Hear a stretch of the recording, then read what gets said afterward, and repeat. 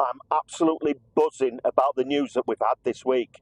I know that gets bandied about quite a lot. Oh, I'm really excited. But this time, I actually am. It's been announced the biggest shake-up to the driving test booking system for a generation. And this is what I've been calling for ever since I left the job as a driving examiner. So what am I talking about? Yesterday, the DVSA just announced exactly what I've been calling for since I left the job as an examiner. And get this, I personally quizzed the former CEO, Loveday Ryder, of these ideas on 4 separate occasions during instructor conferences.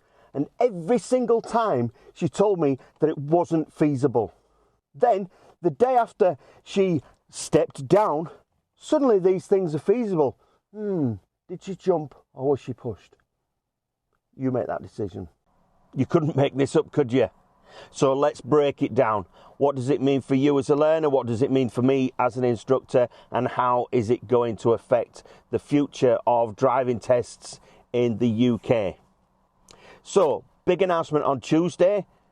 Loveday Ryder, the CEO of the DVSA, stepped down. I wonder.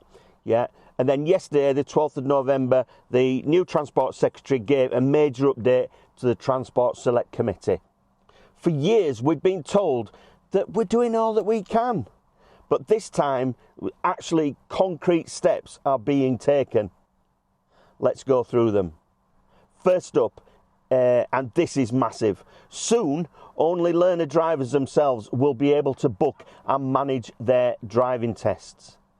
What this means is no more resellers, no more bots, no more dodgy fast tracks tests sold online for ridiculous prices. People have told me that they're paying £300-400 for a driving test. That's ridiculous. Since leaving the job as an examiner, I've said time and time again that this is the only way to clean up the system.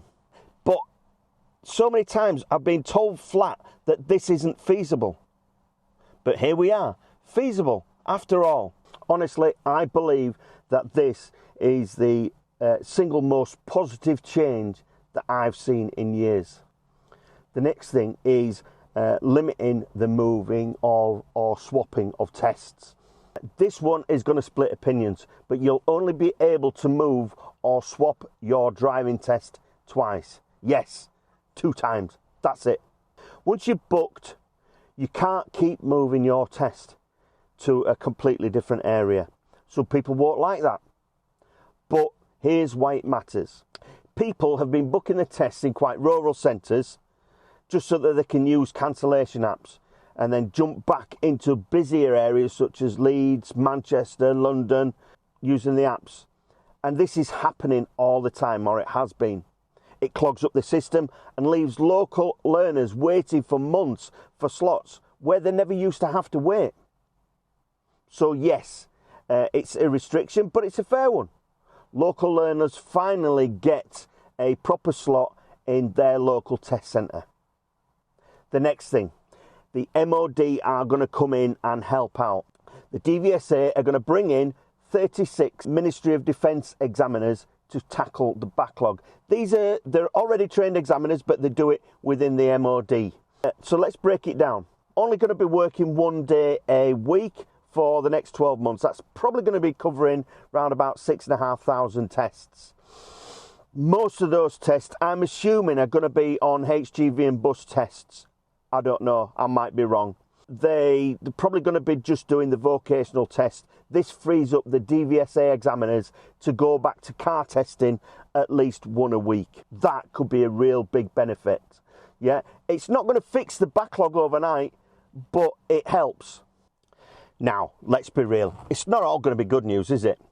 The DVSA have officially admitted that they're not going to hit their 7-week waiting target until at least summer next year, right? I remember Loveday Ryder saying last December, by February, we want to hit 7-week waiting target. We were at 21 weeks then.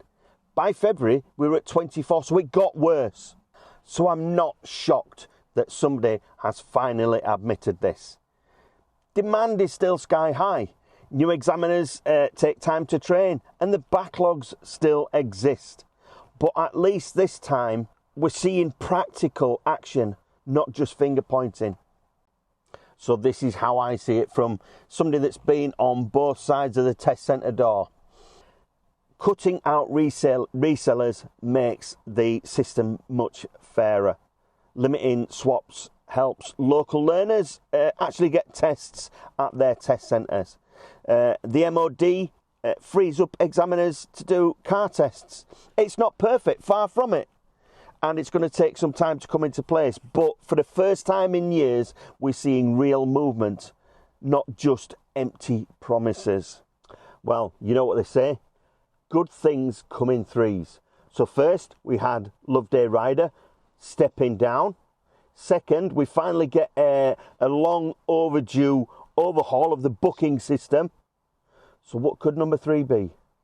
Maybe, just maybe, a proper increase in examiners' wages, something that I've personally been fighting for years. And it's the reason that I left the job.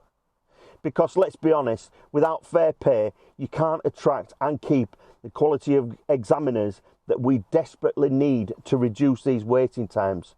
Who knows? Maybe number 3 is just around the corner. Either way, it finally feels like that the tides are now starting to turn. So let me know in the comments what you think number 3 should be. And if you're as glad as I am to see some real changes, hit the like button, subscribe, share, you know what to do. Take care, drive safe.